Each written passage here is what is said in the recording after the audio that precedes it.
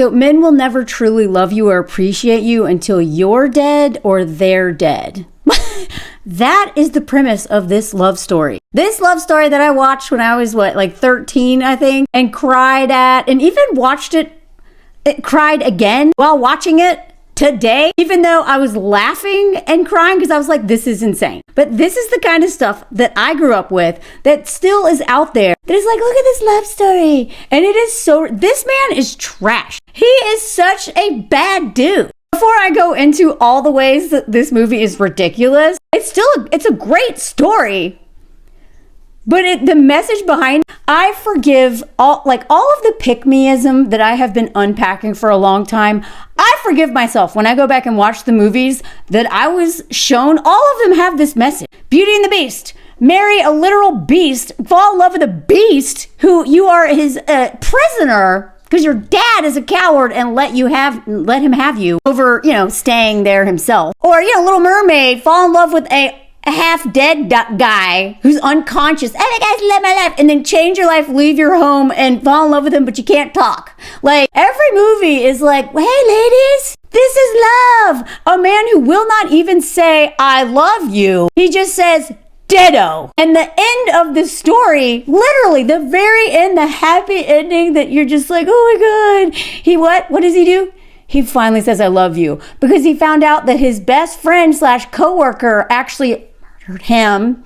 And he also uses a black woman's body to hook up with her again. After harassing and bullying her into participating in this, being the messenger to his girlfriend, because he never wanted to marry her. He wanted to live with her. This guy was kind of her hater. This is a love story. This guy is such trash. So this is why I go back and watch these movies, because I'm like, damn, no wonder I settled for so little. No wonder my ideas around love were so ridiculous, because pretty much every movie, even some women who've written rom-com, and I'm going to show you my review of The Holiday soon, because that was written by a woman. Terrible message. But it's mostly men writing these stories, but even a lot of women writing these stories, it's still like, girl, what? So let's get into it. And I want to thank my mutual MJ, who pointed this out to me, but how ridiculous this movie is, and made me want to go watch it.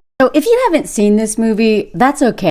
I'm going to spoil it for you, but they right out of the gate, they have me hooked. Because what do you mean fits? Look at these two. They are, okay, I promise I'm going to get to the point. But she's a badass. This is a classic 80s and 90s movie where she has a career, she's successful. She even has a super short haircut, which was a big deal. She had a very man's haircut. She, uses sledgehammers, wears overalls. She's an artist. She's tough. But also, what I believe this movie and so many movies started doing was leaning into this oh, okay, you want to have bank account. You want to be able to have no fault divorce. Great. But with that means that now you got to beg us to want to be with you. We are the prize now. You want to be the man in the relationship? Great. Now you got to beg us to marry you. Because this woman literally asked him to, it is, anyway, we'll get there. But, right out of the gate. So these two guys are best friends. They work together. And these three are a threesome of friends. And they've been dating for a long time. They start off the movie with them, basically busting open a wall into this amazing apartment. I don't know the story behind this. They basically find the biggest, most amazing apartment. She is going to turn into this beautiful space. Right out of the gate, this dude, Patrick Swayze, he's just a complainer. He's a naysayer. She's like, look at all this height. We can put our bedroom upstairs, and that'll leave us with all this space. And he goes, for what? Space for what? Just space. What do you mean for what? So these two are just sledgehammering away. And then they reveal this apartment, which goes on to become their amazing apartment. I'm sorry. We're just going to zoom in here for a second. Fits. I know why women were watching this movie. I'm not even into this so much because it's a little too much for me, but anyway. So then we follow, they set up this whole movie where these two are like BFF, they work together, and we find out the only reason why this man dresses well, Molly picks out his clothes too. And we also find out, remember how I tell you that men who do pranks cannot be trusted? These two frat boys are in this elevator. Like this, let me tell you something, as like, I've written screenplays. I've been a writer for a long time. I've taken screenwriting classes with like one of the most amazing teachers ever. And one of the things that you learn as a writer in general, but especially in screenplays, is like the first 10, 15 minutes is that you are setting the stage. You are trying to summarize really quickly who the hell these people are, what's their story, because they're supposed to go through some sort of change for the good or bad. And we learn that, like, doesn't surprise me, this guy's like this, but these two do. They're little pranksters. They're in this elevator. Of all the things that they're going to, of course a man wrote this. Like, a man would be like, yeah, this is like a great guy. One of the only scenes that we get that establishes their relationship and their character before the inciting incident happens, which is he is murdered, is they're in an elevator with all these people who work in their building. And the guy's like, how you feeling? What'd the doctor say? Said it was, contagious. Really shouldn't even come in today. Now, mind you, I'm a little bit more sensitive to this since, COVID. But still, it's also incredibly contagious. He said that they've both been spreading because he asked him about his rashes. Oh, is it on your nails? He said I shouldn't touch anybody. People in this elevator are getting visibly, whatever. Like, I'm sorry, but I am not a prank person. I mean, I guess there's some pranks that can be funny, but usually when men do prank, it is to dominate, and they're always punching down, or they're like any pranks that make me scared for my safety. When it started when I was a teenager and guys were like pushing me into the pool and like anything that makes me feel unsafe, makes me feel bad about myself, or anything like punching down to someone else, I think you're a bully. So they're in a crowded elevator with their peers, and they're basically making this guy like he has some like the plague. They just laugh. They get out of the elevator together and they're like, yeah.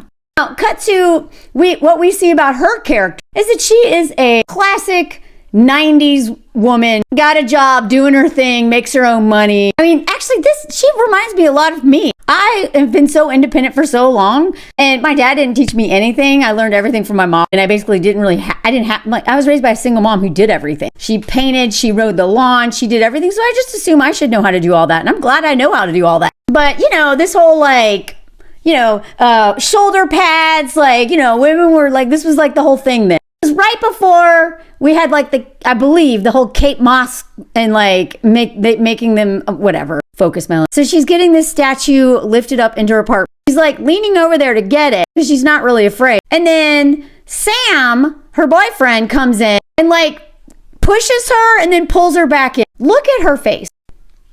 Look at her face.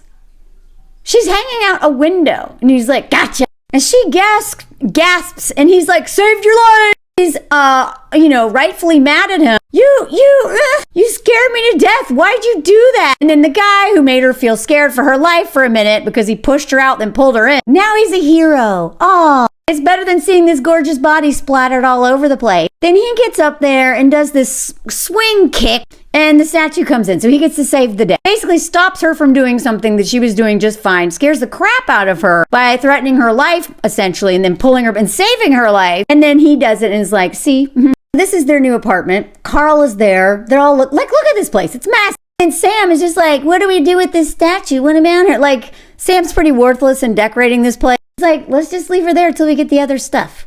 Do I have to tell you everything, bro? And then she's like, what is this doing here? What do you mean? I love that chair. I know you love this chair, but we discussed this and, I've had it forever. I mean, when I watch TV, I sit in it. His little throne. I swear to God. I could be wrong. Let me know. But it seems like all of the men in my father's generation have one of these chairs. They don't want to sit on the couch with their wife and kids. They all got their own chair, their little throne where they can be a king baby from. Sometimes I like chairs like this, and if you got two of them, fine. But men always have they usually want one chair, and it's this crazy, ridiculous recliner. My dad's chair was so used, they had to keep replacing it because it just had this massive hole because he was in it all the time. Doing what? Watching football and TV and not spending time with his family. And she's like, baby, this chair is so ugly. And it is. She's decorating this amazing new apartment. He's like, I want my chair. I mean, you could get a new chair that's comfortable and actually matches, but nah. Men are sentimental about the dumbest stuff. Back to that in a minute. It doesn't go with anything. It goes with me. You're right, it does. It's that was a good line, honestly. We'll paint it. Well, what? Cut forward a little bit, but this is the chair. Look at this. Look at his ugly chair. But then I'm starting to wonder, did he move all of his ugly furniture in here? Like, what do you mean? Molly, what is happening? I know that wicker was really big, but what is going on? Who decorates their with one chair right there, that blue chair there? Did Sam decorate this whole room? Then we cut to their evening in bed. Again, this is all establishing. This is world building. We are getting a peek at their world before the inciting incident happened. And they're sitting in bed, and she, of course, like so many women, is responsible for the health of the relationship because he certainly isn't going to ever bring anything up unless it's about him wanting something. But she senses that something's wrong, and he's not going to say anything about it. So she's like, are you okay? Fine. Like, that's the other thing. This movie also normalizes men having zero emotional intelligence, zero vulnerability in terms of true vulnerability. Like, we know that when men, but thanks to Brené Brown, men are like, I'm being vulnerable by crying. But when a lot of times their vulnerability is about manipulation. Let me know if you want me to do a video on that. Also, like Brené Brown has so many valid criticisms against around vulnerability, but whatever. She made it seem like women just don't care about men and that their shame. Oh, their poor shame. Why do you think they're not vulnerable? I'm sorry. Anyway, so she's like, are you okay? You know, I'm fine. She's like, no, like, what's the matter? Because, you know, he's acting weird. She's starting to think it's something about her, and she's got to pull it out of him because, God forbid, you know how to have an adult conversation. Nothing. We wonder why men think like we're tired of being their therapist. Are you worried about the promotion? Now it's going to make him, answer each thing. She knows he's lying. No, not really. Then what? Is it moving in together? Bingo. She assumes that he's acting all weird because he is not happy about this major accomplishment of them moving into this place. And he's like, what? No. And she's like, okay. What is it, fucker? So he's like, damn it, I guess I gotta talk. Ugh. I don't know. It's a lot of things. I just don't want the bubble to burst. Whenever anything good in my life happens, I'm just afraid I'm gonna lose it. You couldn't come up with anything better than that. You're just paranoid, bad things are gonna happen, so you will literally never appreciate any good shit. Okay, come on. It's gotta be deeper than that. Or it's just classic white male entitlement under patriarchy and white supremacy culture. And he's like, I don't know, I got everything I want and I hate my life. That checks out. And she's like, I love you. I really love you. Ditto. So this is going to set up the whole premise of the story. This man can't say I love you. It's too much. It's too much for him. And honestly, if he hadn't died, he probably never would have. It literally took him dying to say those words. But honestly, he seemed to not care that much about her. I mean, he seemed to love all that she did for him. Picking out his clothes, literally sledgehamming walls, making a home for him. When they're not married, but they're sharing finances, it seems. And he loves the schmegs. I'll get to that in a second, because oh my God. But he doesn't want to marry her. He doesn't really respect her work or her as an artist. And he can't even say, I love you. Ditto. And she's just like, but I know he loves me. But she really doesn't. He's got to die and embody a black woman that he has harassed for her to believe that he loves her, because he'd never say it and never show it. By the way, Whoopi Goldberg won an Oscar for this. Demi Moore does such a great performance. Whoopi does such a great performance. They all do. What's his face? Oh my God, is it Tony oh my God, I just forgot his name. Fitz from Scandal. It's all great acting. Although Patrick Swayze's face the whole time is, and she's pretty much almost crying in every scene. But she's a grieving widow, I get it. But just like looking at it from my 48-year-old self, who's been deconstructing patriarchy and white supremacy culture and capitalism and, you know, that colonial mindset and all that stuff, I find this movie like pretty crazy, honestly. The premise of it, their choices. Anyway, back to that in a minute. So anyway, he never says, you know, I love you. They start kissing because she's just like, all right, well, I guess he's just going to say ditto. Well, I'll kiss him anyway. And then whatever. TV comes on. And then he's watching the news. He's like, oh, Jesus, another one. I should cancel my trip to LA. These things always happen in threes. It's a plane crash. She's like, what? That's silly. Besides, you live a charmed life. Truer words have never been said. This man has everything. He has all this white male privilege. He's got this hot wife who's very talented, who does all this shit for him. He has a body like that. You know, he's got everything. He's got a great job. And he's just like, I don't know, I'm afraid to get on a plane. And when she's like, you have a charmed life, he's like, oh yeah, so did they. It's amazing, just like that. Blackout.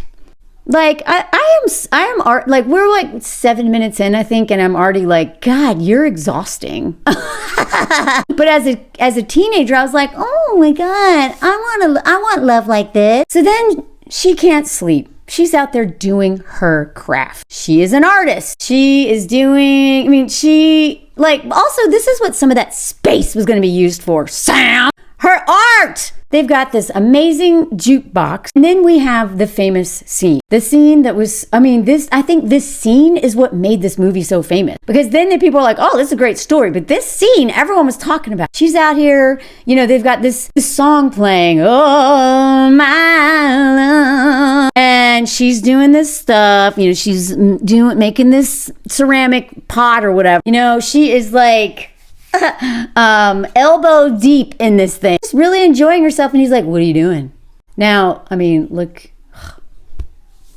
I understand why my teenage self was like, that's the kind of guy I want. Like, it's like, I couldn't sleep. I wonder why she couldn't sleep. Maybe she's realizing that she's just bought property and moved in with a man who won't say I love you and plays pranks like tossing her out the window. He's like, what time is it? Now, mind you, this is before they had cell phones everywhere.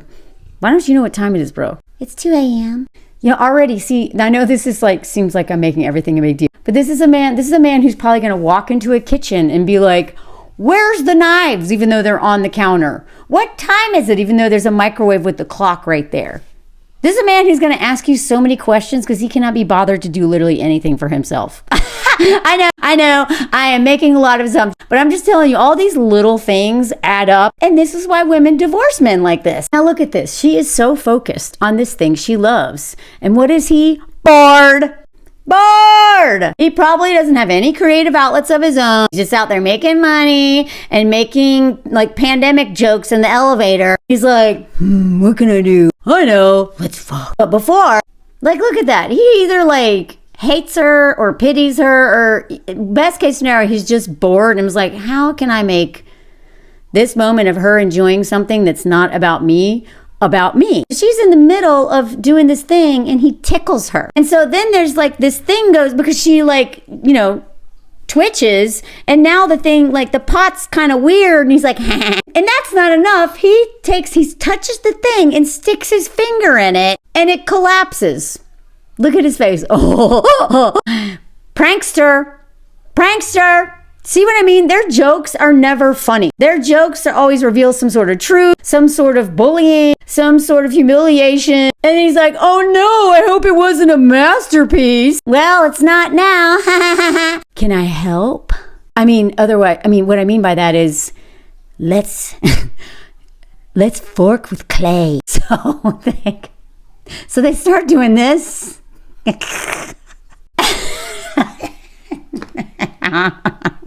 Now just let the clay slide between your fingers.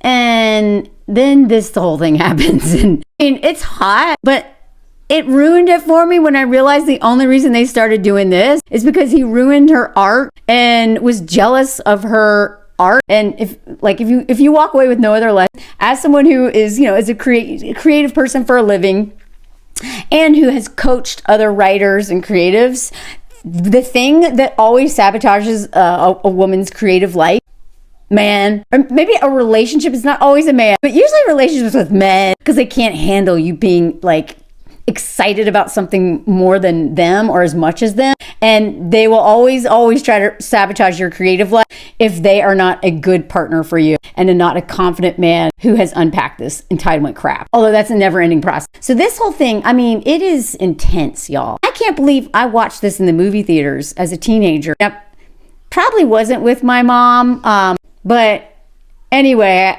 I just remember being like, wow, this almost seems beyond what I'm supposed to be watching. Anyway, so then he's like, okay, let's just do it. And we get this whole scene. Then we cut to the day at work. Him and Carl are talking. And this guy realizes that his buddy that he plays, pandemic pranks with has found out that he doesn't know that he's the one doing, but realizes that this man, his best friend and coworker, is on to the fact that he's embezzling money. And he's like, listen, what are you and Maul doing tonight? We find out later on it's because he's going to have someone go out and try to steal this information from him. We're going to the theater. She wants to see Macbeth. I think she just likes guys in tights personally, because God forbid a woman like art and plays for the play. No, men always assume that we think like them, and he may only go to stuff because he is so simple-minded and so emotionally dead inside that he can't imagine art for the sake of art. He's got to make her clay about banging, and he's got to make Macbeth about wanting to see men in tights with the big bulge. Like, this is, so, even if he doesn't believe this, men will do this too. Really insecure men, they will make fun of you behind your back to other men. Even a man that you are friends with, like Carl. Oh, Carl ends up not being her friend. And then he invites and says, you want to go? Bro, this was a date with your wife, and you're inviting this guy? Do you do anything without your bro? Because it seems like the three of y'all a whole lot. He's like, no thanks. I'm gonna hire a man to rob you and murder you instead. Anyway, so they go to Macbeth. They're coming out of it. And he's like, well, I loved it. I was spellbound the whole time. She's like, I could tell, and so could the rest of the audience, with that resonating snore of yours. So this dude went to the theater, didn't really want to, clearly, doesn't understand the point of plays, probably, and thinks she just, and he fell asleep and snored. I am embarrassed for her being with this man. But this is the best love story of all time. It gets worse. She goes, did I tell you what Melissa said? Yeah, about 6 times. It wasn't 6 times. And she's like, quit being blasé about this. Okay, sorry. No. Now, this is really important. Right? She is trying to tell this man, this is some really important career stuff I'm very excited about and proud of. And he's already like, oh, you already told me 6 times. I'm going to have 2 pieces in her gallery. Now, I do actually know some artists who do this kind of art. And boy, have I learned a lot about the art world. This is a big deal. Okay? This is New York. There's a dime a dozen artists. This isn't just any gallery. The New York Times reviews her gallery all the time, okay? So this is a big gallery. Molly, the New York Times is just some frustrated little critic with pimples on his ass who flunked out of art school. What are you talking about? As a writer with over 60 bylines, now as much as I have actually lost a lot of respect for the New York Times, especially how they have handled Palestine and a lot of trans issues. I am so frustrated with them, especially with the feminism ruin the workplace, everything. I'm so frustrated with. But that doesn't take away from the fact that the New York Times is known as the biggest and most important and credible publication in the United States. Hands down. It always has been, because they are so diligent. Well, not on certain stories. They're known for being so diligent. It's just whatever. It's their reputation. That is one of my dreams. It was, is to have an essay in the New York Times. It is kind of like the Oscars for, not maybe the Oscars, but that level for writers. Okay, so the New York Times is one of the most respected, the New York Times best-selling list. Okay, if you make it on that, you have made it. So the critics at the New York Times is really important to all art. And he's like, whatever you got people on say, it's a beanie. He dropped out of art school. Art, really? You think? A man who knows nothing about art, who falls asleep in Macbeth. Who cares what they think? And she's like, about 8 million readers, that's who. I think it's actually more than that. They're just reading the sports page. The way men project their own insecurities, like, well, just because I don't read the New York Times. The only reason I would look at any newspaper is for the sports page. That must be why everyone's reading the paper. It's just for the sports page. They don't care about you, Molly. Mole. Your work, and this infuriates me. Your work is really beautiful. Beautiful? Like, come on. That's like him saying, you're beautiful. As a woman, of course, I want to be beautiful. That is, on compliments, that is down here. That's why on Tinder, guys are like, you're beautiful. I'm like, block. If that is what you think I want to hear, you literally could say that to anyone. I want you to compliment my brain, my bravery, my sense of humor, literally anything but my look, because those are fading with time. No, that's my ageism coming out. Pardon, that's my ageism. Yeah, your work is beautiful. It really is. Thanks. And it shouldn't matter what anyone else thinks, just what I think. This is grounds for dumping him right here. What do you mean? The utter selfishness and inflated ego of this statement is so this infuriates me, especially because her art and her career is so important to him. And this is like, why does it matter? Like, that's like her being like, baby, I don't care. It doesn't matter what your boss thinks or like any of the money you make. All that matters is if I think you're good at your job. How does she respond to this? To me, like literally breakup worthy insult. I want to marry you, Sam. What? Yep. I've been thinking about it. I've been thinking about it a lot. And the more you say ditto, the more I want to ring on that finger to see if you actually like me. Talk about a woman who just really just needs validation and keeps doing things like, okay, he won't say I love you. He just says ditto. But what if we move in together? Then, what if we get married? Then I'll know he loves me, because he sure as hell won't act like it support my career or say it. I think we should just do it. So this is, I know this isn't where it started, but last week on TikTok, or no, whatever, during Thanksgiving, there was at least one woman who went viral because she was going to beg her partner of 10 years that I think she had kids with, was going to get down on one knee and ask him to marry her because he hadn't done it yet. This is where they're like, all right, bitches, if you want money that you can keep instead of having to give it to your husband or daddy, if you want abortions and the right to leave us with no fault divorce and all that stuff, then you get on your knees and ask us, the prize, to marry you so that you can do all this endless free labor, including schmegulal labor. You serious? Yeah. He sighs. What's that look for? You never wanted to talk about it. I don't believe this for a second. What do you mean? Like, he probably never mentioned it, because this line doesn't make me think that he has asked her to marry him. Because if he had, she would have said yes. Why is she asking? What is this? What is this? I think he's just like, we've never talked about it. She just goes, do you love me, Sam? Now, what do you think? Hello, deflection, so I don't have to answer that question. Why don't you ever say it? What do you mean, why don't I ever say it? I say it all the time. I feel like... He was probably about to say, I feel like I reassure your stupid bitch ass all the time. What do you mean? Like, he's like, no, you don't. You say ditto, and that's not the same. People say I love you all the time, and it doesn't mean anything. So just because some people use these words and they don't mean it, that means that I never have to say it. Like, what? By that logic, it's like, some people use their money for bad things. Therefore, I should assume all people using, this is a terrible metaphor, but like this kind of logic of men are the logical ones.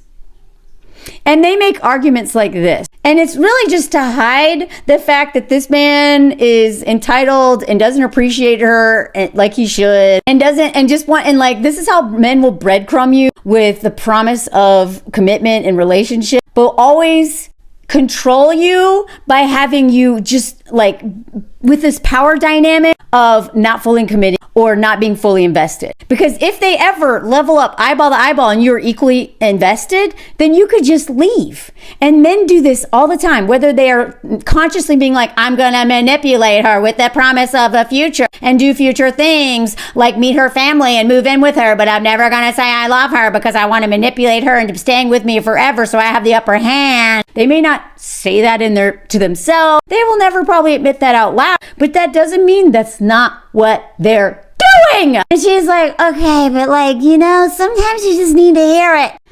I need to hear it. And just in this moment, they hear scary noises. Of course, even though Carl is the one who's putting them in danger, they hear a scary man. Of course, it's going to be a black man. In this case, a Puerto Rican man, or that's who Whoopi Goldberg says he is. Who, scary man in the alley, is going to come threaten the innocent white people. I really should have had a white man do this because it's a white man who put him up to it. But whatever.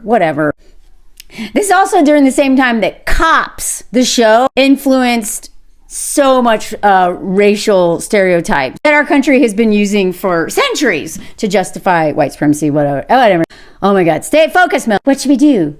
Let me handle it. Oh, great. The guy with such great judgment. So this dude, they get robbed. The guy's like, give me your wallet. He's got a gun in his face. And Molly's like, Sam, just give him the wallet. Basically, duh, do what he says, bro. Just give it to him. Okay, just take the money. Anyway, they get into a little fight. I'm not even sure what happens here, but Sam should have literally given him the fucking wallet and this whole thing would have been avoided. But I'm glad this happened because Molly is finally free of this man. Molly's calling for help. She keeps saying, just listen to me, Sam. Give him the wallet. Stop trying to take the gun. Stop trying to fight him. Literally give him the only thing he asked for. Just stop it. She's yelling at him. She's trying to save both their lives because the gun could have gone off and taken her life. Does he do that? No. He gets shot. Now he's looking back at his dead self. And Molly's doing CPR on him, mind you. Oops. Okay, so Sam dies. Have the funeral, blah, blah, blah. And so then he's like kind of stuck in this world in between. The angels came to get him and then he didn't go with them. So he's out hanging out in her apartment watching her. And she's really struggling. She's talking to him. Like, it's like, I think about you all the day. I picked up your laundry. I don't know why. He's like, I'm here, Mol. And then he's watching her when Carl comes over and they're going through their stuff. This goes back to the sentimental stuff. He loves his chair because that's the chair that he has spent his life being alone on, right? That's the chair where he gets to watch TV. That's his escapism chair. That's where he just gets to sit and do nothing and enjoy the fruits of someone else's labor. Sure, he works for money, but she's making his whatever.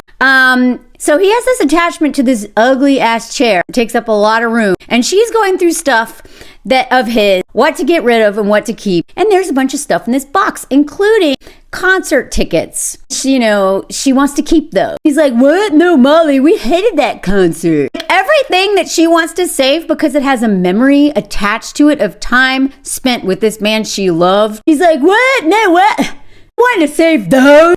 She even wants to save Rolaids. Honestly, like I have grieved before, but not on, I'm not a widower yet. I guess that might be in my future unless I die first or we get divorced. So I don't know what this is like, but I do know from watching other people grieve their partner, including my dad died. A lot of people keep thing, and I have some stuff of his just because they're really silly, but they remind me things that people touch that have their smell on, even like memories like a concert you both hated but maybe had a good time hate watching it together. Why are you keeping the thing? Rolaids that half-eaten Rolaids that he touched. Molly, what are you doing? She can't even hear him and he's hating on her for how she grieves him.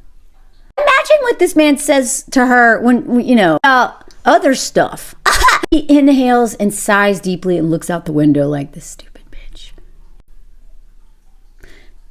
Do you see how he is like her number one hater? He loves the idea of having a partner. He loves having a woman that loves him dearly, but he doesn't respect this woman at all. He loves all her labor, doesn't respect her. And I would say a lot of women are in relationships like this. And she's just like, I just miss him, Carl. Because Carl's also giving her some shit for this. She's like, I just miss him. Why is it so hard for these two pranksters to get? Well, one of them's like a murderer and the other one is just a spoiled brat. So it checks out. It's like, me too. And then Carl tries to shame her for not leaving the house when really, like all the men in this movie are trash. Tries to shame her for not leaving the house. She's like, I'm just not ready yet. And the only reason he wants her to leave the house is so that the guy that he hired that ended up, killing his friend, needs to come in and get that box, that Reebok box that she won't give him because that has all the stuff that he originally sent that gunman out to get. You're not the one who died. This poor woman has been through it. The worst thing that ever happened was her meeting Sam, because with Sam came his trash murdering friend. I'm sorry. Don't apologize. No, you let him apologize, Mal. And then she's like, I don't know, maybe you're right. Maybe I should go outside. Then we find out when he follows that Willie knows where she lives. He's come back. He's trying to get this stuff out of her house because, his BFF sent him. And he's all like watching her undress. Sam's like, what? And then he like gets the cat to scare the guy, whatever. Ugh. So then he ends up seeing this psychic store. He goes in there, and that is when Whoopi Goldberg's character comes into play. And she's doing, she's basically running a kind of a scam business, even though she truly is somebody who can talk to the dead. She's just trying to pay bills and do what she's got to do. And he comes in there and demands free labor from her. So he's sitting in there, and she is with these clients, and then he starts talking, and she's like, what? Who's talking to me? He's like, oh my God, you can hear me? And he basically kind of terrorizes her in her shop, where she finally hides in the closet, and he's like, hey, my name is Sam Wheat. Can you hear me? And she's, say my name! And she finally goes, Sam Wheat! And he goes, oh my God, you can hear me. And then he proceeds to stalk her and harass her until she agrees to help him. No compensation. He basically, like, look at this. He goes to her home where she lives with her sisters, I believe. He starts talking to her, and she doesn't know what's going on. She's really confused by this voice she's hearing. She can't see him. And her sisters are like, why is she talking to a white man? At one point, Oda Mae is her name. She was like, you're white, aren't you? God, why am I being harassed by a white man? There's a lot of really funny lines in this. And the sisters are like, why is she talking to a white man that we can't, is she crazy? Look, she's like, I knew it. It's a white guy. Why me? Call back to Nancy Kerrigan. Why me? Although I don't know if that happened before or after. He basically is like, I need your help. She's like, why should I have to help? He's like, you're going to help me. You got to help me. And she's just like, why? Listen, damn it. You're going to help me. Excuse me?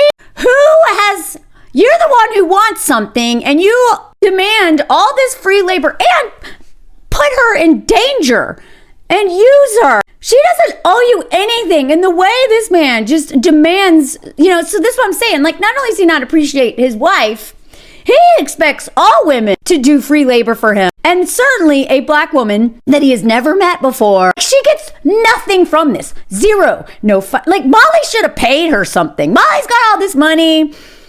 Like, he should have told Molly, pay her. I've been like, she got nothing from this. That pisses me off. She put her life in danger. She did all this anyway, I'm getting ahead of myself. Sorry. There's a woman. Her name is Molly Jensen, and she's in terrible danger. The man who killed me broke into our apartment, and he's going to come back. She's just like, why is this my problem? So you've got to warn her. And then besides the fact that she doesn't owe this man anything, she's like, what makes you think she's going to listen to me? Now, anyone with emotional intelligence would know that a woman who gets a call from a stranger who says, your dead husband talked to me, isn't going to believe her. She knows that. It's just a phone call. See, it starts off that way. It's just a phone call.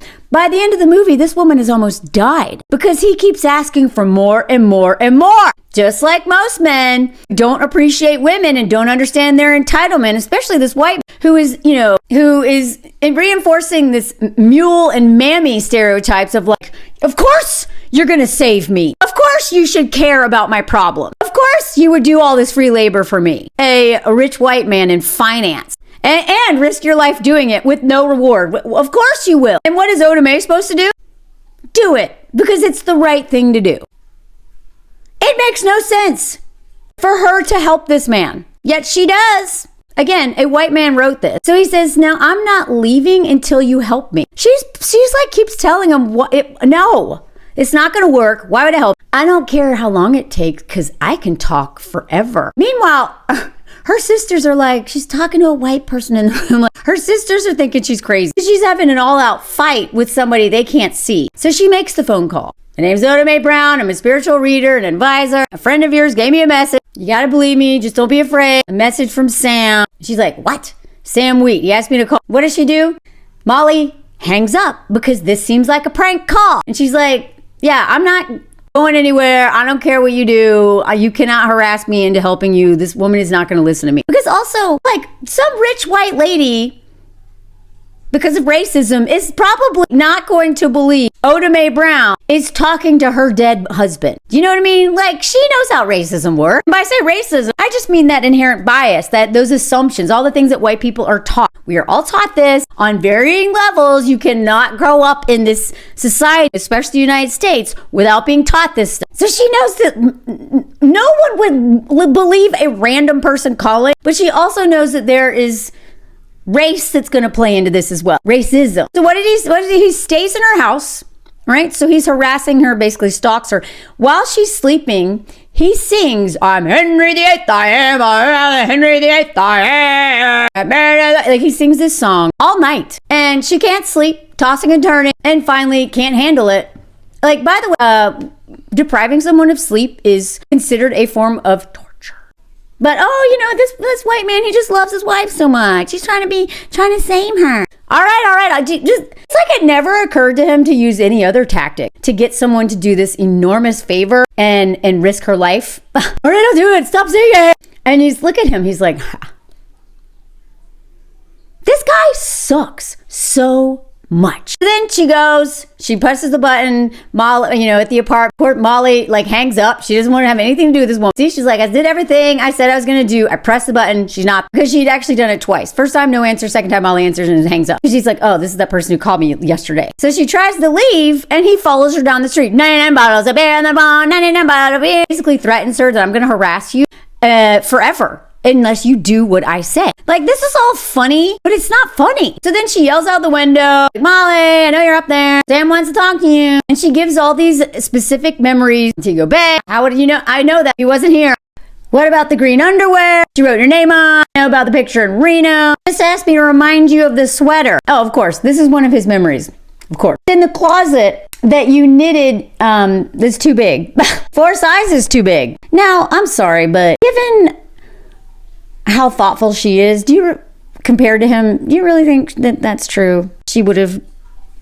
Anyway, Molly finally comes down. They go and get coffee. She's trying to be like, let me tell you what your trash boyfriend did. He kept me up all night singing, I'm Henry VIII, I am. Look at this. That's how he got me to go out with him. What? Like, what do you mean? This man harassed you with, of all tactics, this?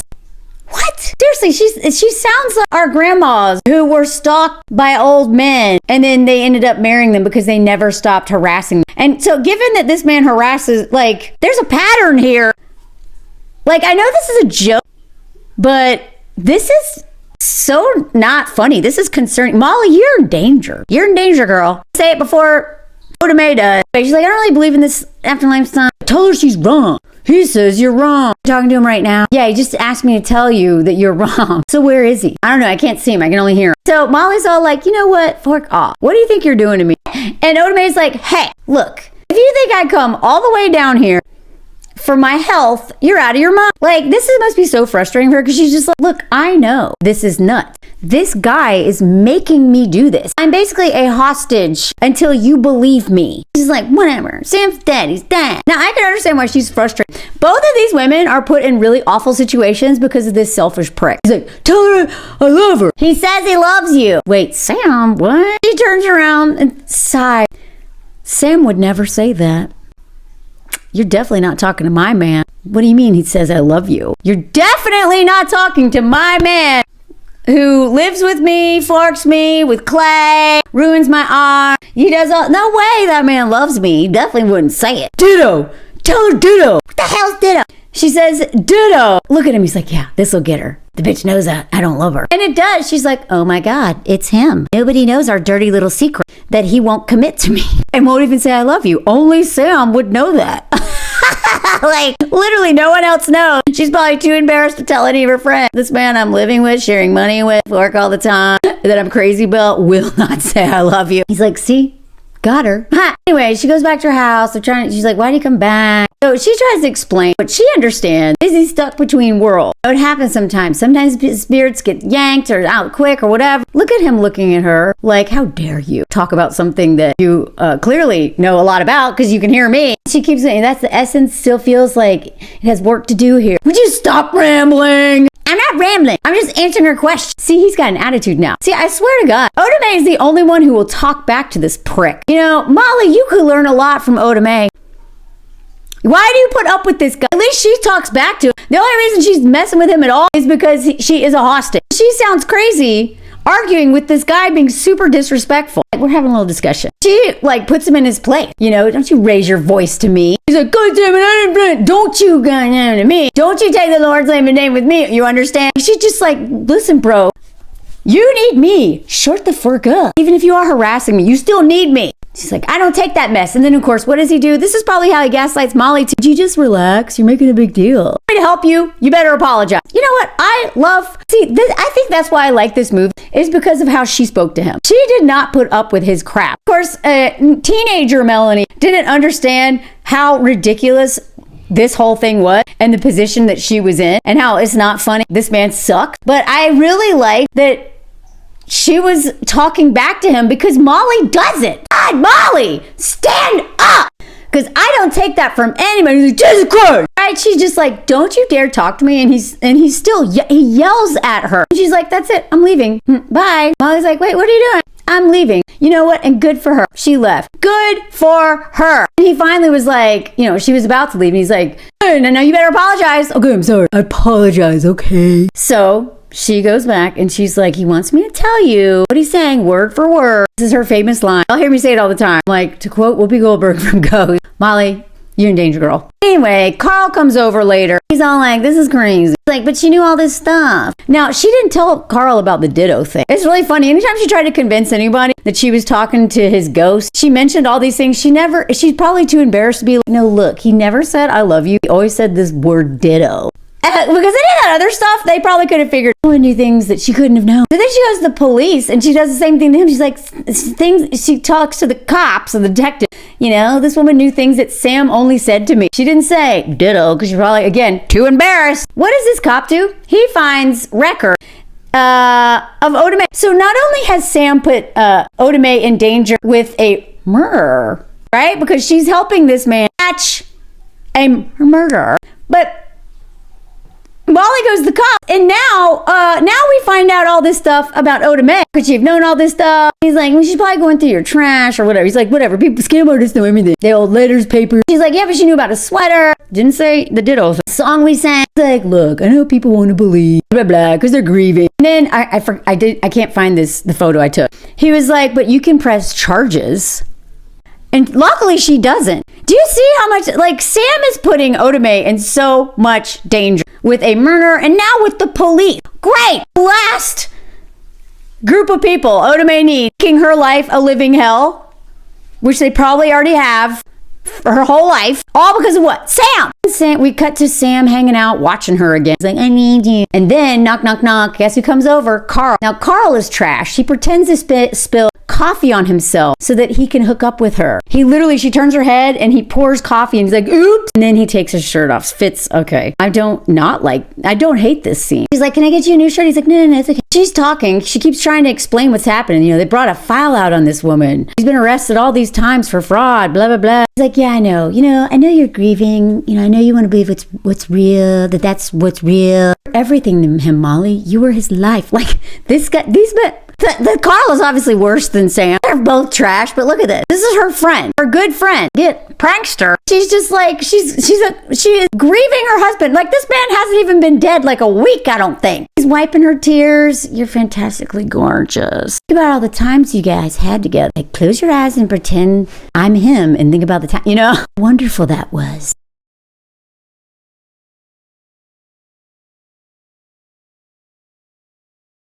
Took a little break, and now Mose is here to join us. This poor woman is falling for it. Oh, look, he's already like, no. Look at him. I am not being a part of this. Oh, maybe he is. Let your feelings out, Maul. It's okay. Sam taught us that. Ugh.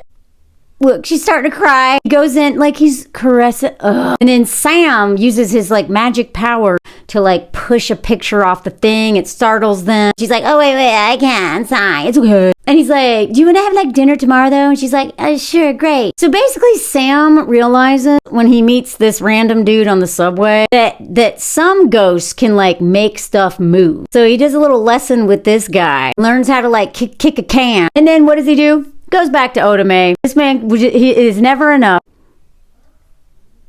Listen, I need your help to do something that we need to do. Who's we? We? And you know what? She's not having it. First of all, she has all these ghosts in her place because she's like, I don't know if you like told people that I'm like actually a comedian or whatever. I don't know if I'm using the right language. Please correct me if I am not.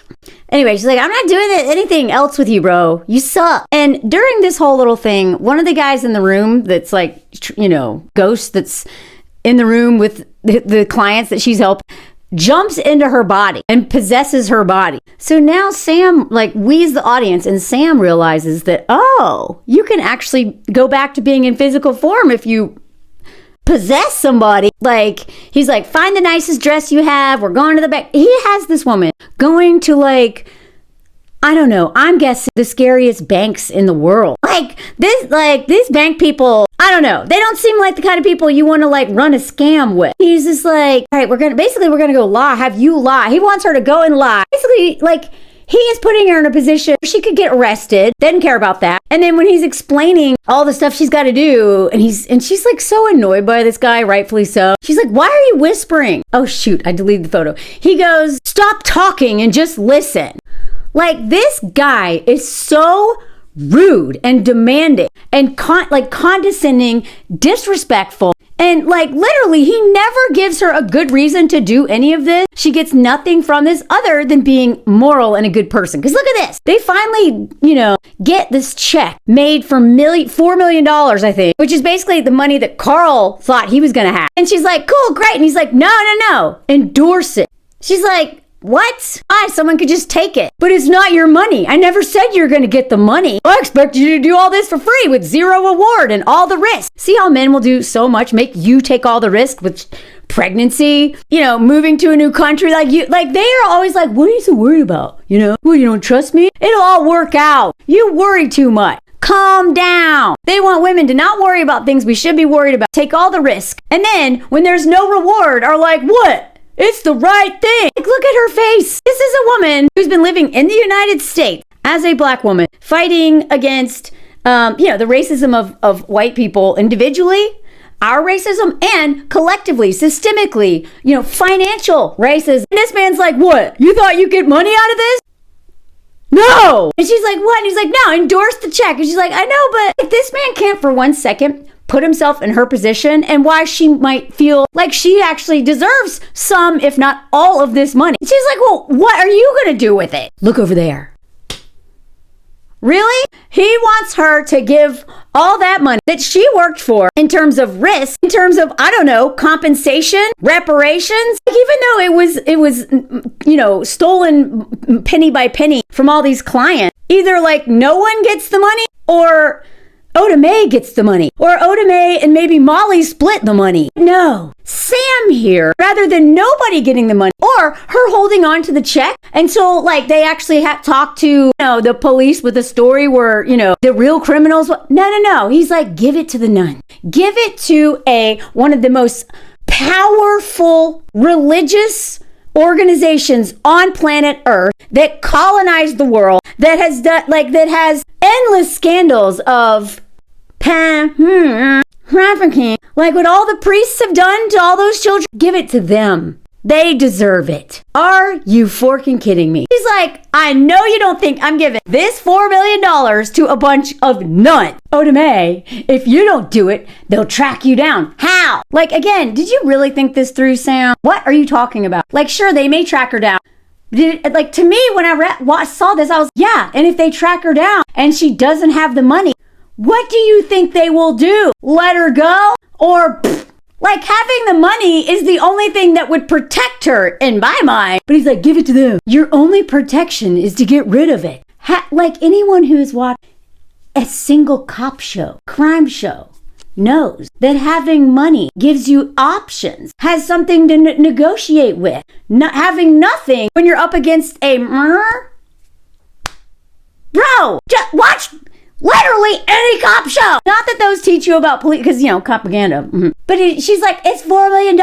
Just think of it this way. You'll go to heaven. Oh, fork off. He's already going to heaven, if there is one. You, my man, might not. Look, I don't want to go to heaven. I want to go to a bank and cash the check. Look at him. You'll thank me later. And she's having a hard time giving her. He's like, let it go. Let go. And again, she keeps making good. She was like, this nun can't even buy underwear. She can't buy anything. I hate you. Because she knows the money's not going to the nun. It's going to the men. It's going to these rich, filthy rich, the church. It's not going to the nuns. They're just out there, in cult-like fashion, doing a bunch of unpaid free labor to take money from people and give it to men who've done nothing to earn that, white men who've done nothing to earn that money. And what does he say? I think you're wonderful, Oda Mae.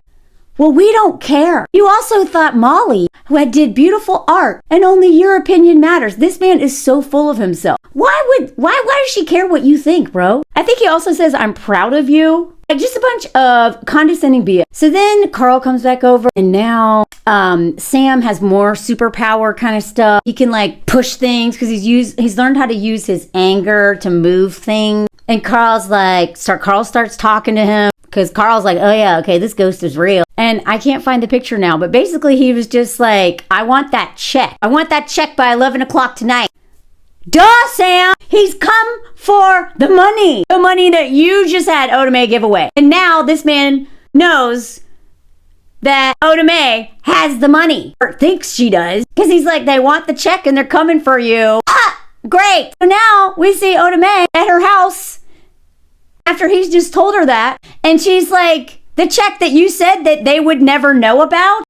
Yeah, I could have told you this was going to happen, bro. You think the woman, like, the more I talk about this, the more mad I get. I'm actually more mad now than I was when I watched. So now they're running down the halls, frantically banging on doors because there are two men coming after them. Basically, Sam stays behind and scares Willie, and Willie ends up dying, and then the devils come for them, like the whatever hell comes and gets him. So then we cut back to the apartment, and Oda Mae goes to the apartment. She's like, Sam's here with me, and Molly is like so over it. She's like, why are you doing this? Just leave me alone. I can't take it anymore. He's like, Oda Mae, tell her that she's wearing the shirt that I spilled margarita on, and the earrings that I gave her for Christmas. These earrings, these silver dangling things. I don't know. This isn't a good picture. They're not nice earrings. Of course, he is cheap. Then there's this whole penny scene where he like pushes a penny up the door and levitates it over to her. Tell her it's for good luck. So now she's like, okay, I guess Sam is here. Like, is he right here? She's like, yeah, he's sitting next to you. And then Sam's all like, there's nothing I would love more than being able to touch you. So she's like, yeah, he says there's nothing he would love more than to be able to touch. Now, this is what pisses me off. Like, when I watched this as a teenager, I was like, I guess this is kind of sweet, whatever. It's a little weird, but like, I don't know. I mean, if I was dead and a ghost, maybe I would do anything to embrace someone I love. But he doesn't ask her. The writers have Oda Mae say, okay, you can use me. Use you. Yeah, use my body. Just do it quick before I change my mind. So she offers up her body for this rich white man to possess so that he can be sexually intimate with his girlfriend he wouldn't marry. So here we go. Now he's in her. And then they play this song again. You know, the pottery music, the Unchained Melodies. Oh my. I mean, it's a really beautiful song. But every time I hear that song, I think of this movie and the pottery scene. And now that I've rewatched it, I hate the pottery scene. So this movie kind of ruined this song for me a little bit. God! So yeah, there's this whole like intimate scene. I mean, honestly, I wasn't sure where this was going to go. I mean, they are caressing and all this stuff. But of course, they're going to have Patrick Swayze's body doing this. Wouldn't dare actually show what's actually happening. And this may have gotten even more intimate if Carl wasn't bang, bang, bang and interrupt their moment. And Patrick Swayze has to, jump out of the bod. And now Carl has come basically to unalive Oda Mae. So now we've got Carl in the apartment with Oda Mae and Molly and a pew-pew. This is a man with nothing but revenge on his mind and money. So now Oda Mae's in this position. Because of course she is. She never signed up for this. She was bullied into doing this. And look at her. Now, he's like, the check. Give me the check. And she doesn't have it. The only leverage she could possibly have, she doesn't have it because a nun has it. While this is good storytelling in terms of like, there's always these like, oh, and then they have, no, and then in terms of like, keeping you a little bit on the edge of your seat. When you think about what actually is happening in this movie, all because Sam and his friend are pricks. One of them's like more of a sociopath than the other. They're both entitled white finance bros who feel like women owe them things. The world owes them things. That a black woman should put her life on the line to do the right thing, and if she doesn't, she'll be harassed and terrorized until she agrees to it. And yet they make it out like Oda Mae and Sam are like BFF.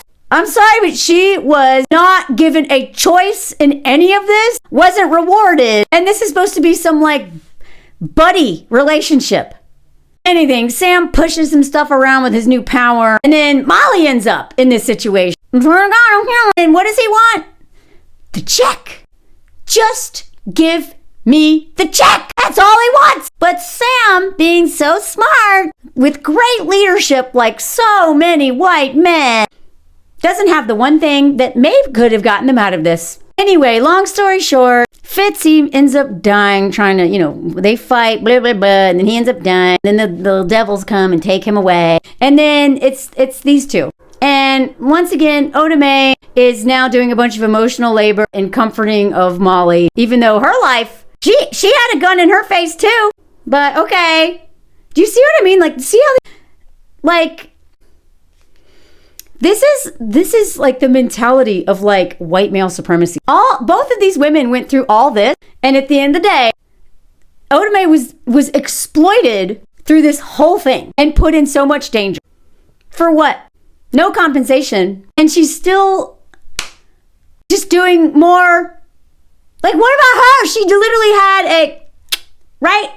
Anyway, and then we get the moment. Sam is about to go to heaven, and she can finally hear him speaking. I don't know why. They don't explain it. And they kiss. I don't know why she can feel him. I don't get it. You can see him, I guess. This is basically Demi Moore's face the entire movie. I mean, this movie made her like next level famous. And this was her face most of the movie. She's really good at crying. She does a great acting job. Before he says goodbye to Molly, he says goodbye to Oda Mae. Look at this. Your mother'd be proud.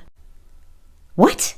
Like, I'm sorry, but I don't want anyone telling me they're proud of me or that my mother is proud of me. If you do not know me very well and you are not sure that wouldn't be so condescending and insulting to say, like if a man ever says, I'm proud of you, and I do not know that man very well, and he understands that that's something I would want to hear from him, shut up. Your mother'd be proud. Bye, Oda Mae. Then he finally says to Molly, after putting her through hell, getting unalived unnecessarily, shitting on her art career, making fun of her, ruining a sculpture so he can bang her, torturing Oda Mae, using her body, using her labor, almost getting Oda Mae unalived, Molly unalived. Like, this man created nothing but mess. Mess, mess, mess. But finally, he's ready to go to heaven because the bad guys are dead. And finally, after all that, he's dead. He's about to go away forever. Now he can say it.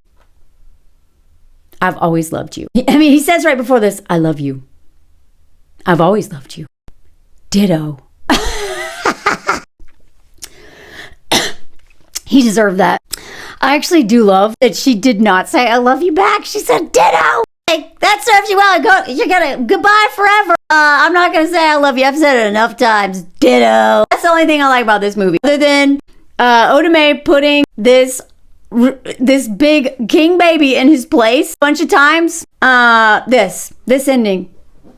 Ditto. Although, I mean, it's supposed to be cute and a callback and like an understanding between them. But I see it, I prefer to see it as, okay, like they're literally saying goodbye forever in this moment. And she doesn't say, I love you. She says ditto. She doesn't say ditto.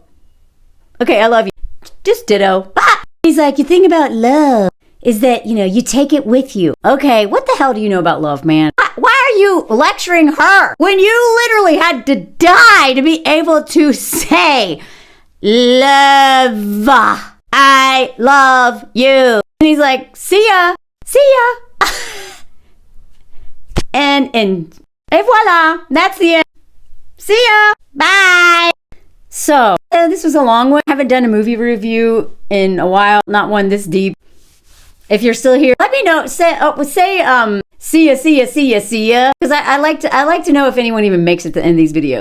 I'm coming out with the holiday soon. I also have a watch party coming up in a week over on Patreon. I also have an amazing live coming up with an Emmy-winning reality TV casting agent who is also a comedian, a friend of mine. He is so funny, and he won an Emmy for casting Love on the Spectrum. He also worked on We're Here for HBO, and I can't wait to talk to him because he was also on a reality TV show, and he does casting for reality TV show, and he has so many stories, y'all. And so we're gonna talk about what reality TV is really like. And he's just so funny. Jeffrey Marks. Anyway, all that and more over on Patreon. I got travel content, a lot of personal stories. Had a meetup last night where I hang out on a Zoom. Anyway, I have a lot of fun over there, and that is what sustains me. Thank you, Patreon people, so much for all your support. Thank you all for watching. Like, comment, share, boost. Make sure you're subscribed. And yeah, let me know what you think. And let me know if you heard that comment song. This is the French raclette comment song. Had raclette for my birthday, like a late belated birthday for French family thing. And you basically take cheese like this and put it in a machine with these teeny tiny pans. And then you put it on top of boiled potatoes. Okay, I'm going to show you. Look at this. You put it in like that and you sit around. Of course, they're drinking wine. That's what they do here in France. They eat a lot of cheese and drink wine and bread and all that stuff. This was my father-in-law's plate. See, they also put meat too, but I don't eat meat, so mine's a little bit boring with cheese and potatoes. Anyway, that's what we had for a big lunch, and then this was my cakes. Look at all these cakes. Look at the detail of these cakes. This is the kind of stuff I show on Patreon. Is my life in France, travel stuff, and all kinds of more. And anyway, look at these beautiful, look at the teeny tiny chocolate spoon. Look at the teeny tiny chocolate spoon. I love the detail of the cakes. This is the inside of the cakes. It was very delicious cake. Oh, cake. French teeny tiny cakes. Look how I didn't eat all these. We split all these. And here's the Christmas tree. Christmas trees are teeny tiny. They come up to your waist or your neck. This was out the window. Mom's being a waste piece of shit. But I love this baby. And my niece did this in her coloring book, and I didn't have the heart to tell her that I made Kristen Bell cry on Instagram. Anyway, that's coming soon, I promise. I'm going to make a video about all those messages. They're still there. I don't know.